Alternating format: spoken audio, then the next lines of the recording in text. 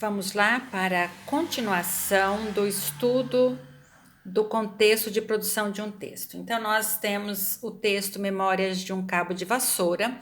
Já falamos sobre o título, aqui ele remete do que será tratado no texto, né?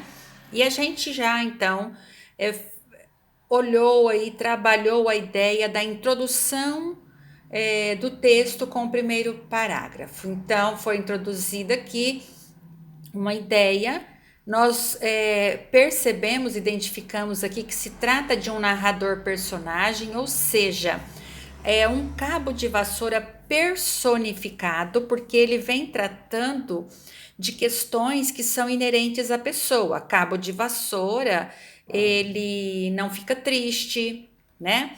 Ele não questiona situação da madeira, se é escravizada pelo homem, quer dizer, o cabo de vassoura, na realidade, ele não tem sentimentos, sensações, opiniões, verificações de circunstâncias e situações, mas aqui o texto personifica o cabo de vassoura, fazendo com que ele traga para si, na elaboração do texto, aquilo que é inerente à pessoa, que é ter sentimentos, fazer observações, dar opiniões, emitir suas opiniões, considerações, falar, né, ponderar sobre as coisas. E assim, então, o texto vai acontecendo. Então, já fui cabo de vassoura.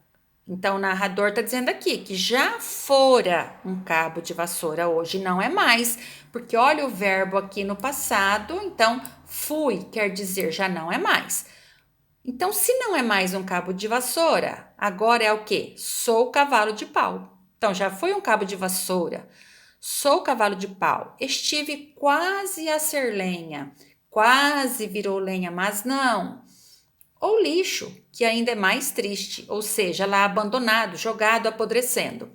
Sem falar no meu passado mais antigo, de quando fui árvore. Então, ele se coloca lá mais prolongadamente no tempo de quando ainda era árvore, né? Quando teria sido árvore. E aí nós vamos vendo, como já visto no vídeo que interrompeu anteriormente, que aqui as ideias elas vêm todas completando a ideia inicial, que sobre o cabo de vassoura que se está falando, né? As colocações daquele que já foi um cabo de vassoura.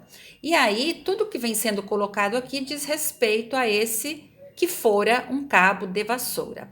Isso no primeiro parágrafo. Completando essa ideia, nós temos o segundo parágrafo que vem tratando sobre a vida incerta que é da madeira. Então, aqui está tratando da madeira e está falando aqui sobre a vida incerta, aquilo que não se tem certeza, aquilo que não se sabe, o que pode acontecer, como poderá ser. Então, ainda faz considerações, explorada e escravizada pelo homem, né? E mesmo que onde quer que esteja, né, ou seja, como uma árvore, lá está o homem, lá chega o homem. Para quê? Para trazer-lhes o quê? Infortúnio, né?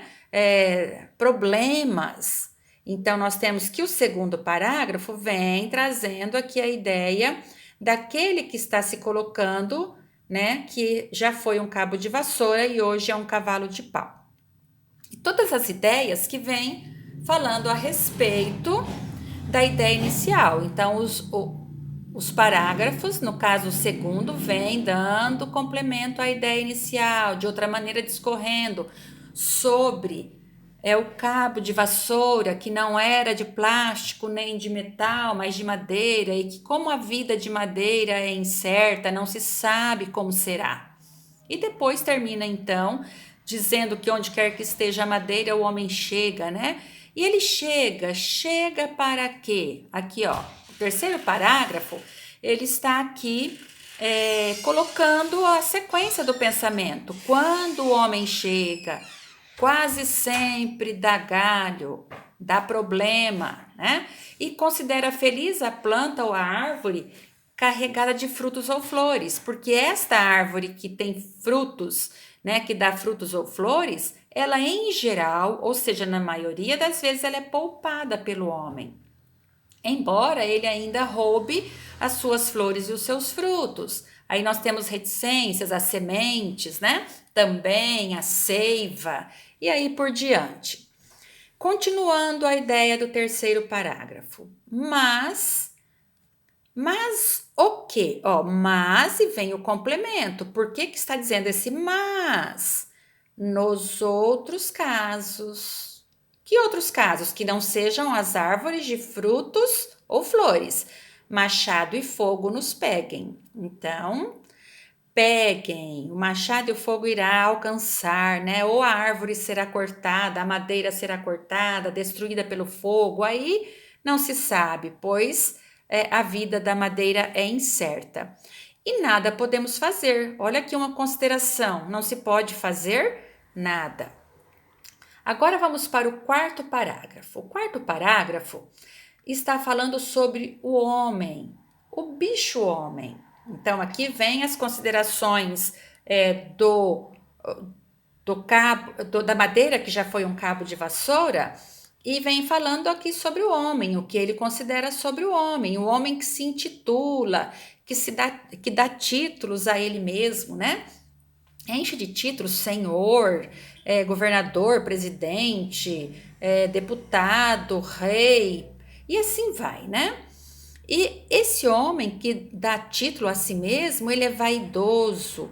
E ele traz aqui o título de sabedoria para ele, não é? Porque ele intitula vaidosamente, com vaidade, de que ele é Homo sapiens. O que é Homo sapiens? O homem de sabedoria.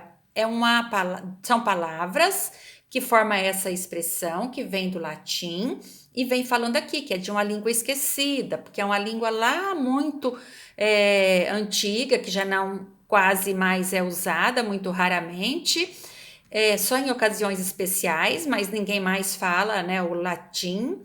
E aí então a tradução que ele coloca, que é o cara sabido. Então, o homem, aquele que se diz o cara sabido, sabidão, né? Então, ele, além disso, ele é orgulhoso, convencido e muitas vezes ele é cruel. Cruel, não tem pena, não tem dó, não tem compreensão da necessidade, da preservação, né? Das coisas e assim vai. Então, o homem, ele se coloca como o Homo sapiens, o homem de sabedoria, aquele que sabe tudo.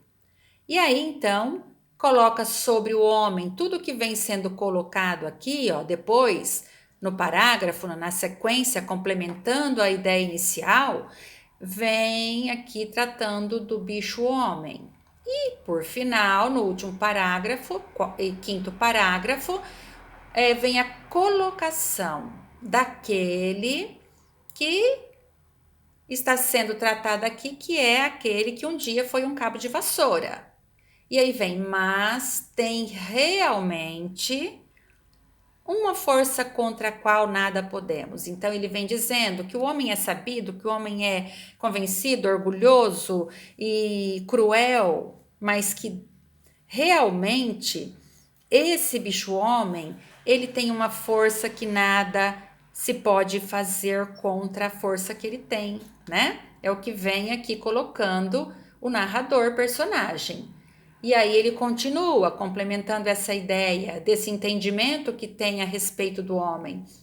Até hoje não entendi bem esse estranho poder desse bicho terrível. Então aqui ele fecha o texto concluindo, né? Emitindo a sua opinião que não se pode fazer nada contra o homem e concluindo que até hoje não se sabe bem esse estranho poder que o bicho-homem tem. Então, aqui nós temos emitindo a opinião sobre o homem e fazendo a conclusão, né? Conclusão sobre quem ele vem reclamando, falando do que ele era, de onde ele veio, o que que o homem faz, né? O que que o homem faz com relação à madeira, derruba, queima, destrói. E aí então vem falando que o homem, que é aquele cara que é todo poderoso, que ele realmente reconhece aqui a força do homem e dá aqui essa opinião e conclui que não se sabe, não entende essa força estranha, esse poder estranho que esse bicho homem tem. Então, ao final, emitindo a opinião sobre o homem e fazendo a conclusão, né, concluindo sobre esse poder que o homem tem, nós temos aqui o final do texto, né?